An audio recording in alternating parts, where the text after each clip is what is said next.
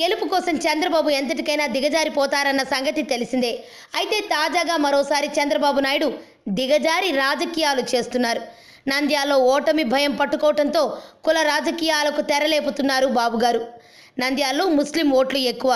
దీంతో ముస్లిం ఓట్ల కోసం జలీల్ ఖాన్కు, నౌమాన్కు, ఎండి ఫరూక్కు, వైశ్య ఓట్ల కోసం సోమిశెట్టి వెంకటేశ్వర్లు, అంబికా కృష్ణలకు, ఎస్సీ ఓట్ల కోసం పుష్పరాజ్కు అర్జెంటుగా పదవులు ఇచ్చారు చంద్రబాబు. రెడ్ల ఓట్ల కోసం సోమిరెడ్డి, ఆదినారాయణ రెడ్లను ఉపయోగిస్తున్నాడు బాబుగారు. అంతేకాకుండా బలిజ సోదరుల ఓట్ల కోసం మంత్రి నారాయణను ఉపయోగిస్తున్నాడు. ఎన్నికల్లో గెలవడం కోసం బాబు ఎంతకైనా దిగజారుతున్నారు. ఏకంగా 200 కోట్లు ఖర్చు పెడుతున్నట్లుగా తెలుస్తోంది.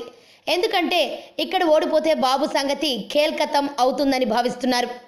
అందుకే చంద్రబాబు ఇంత ఘోరంగా రాజకీయాలు చేస్తున్నారు. ఆరోగ్యవంతమైన జీవితం కోసం మనం పాటించాలి కొన్ని నియమాలని.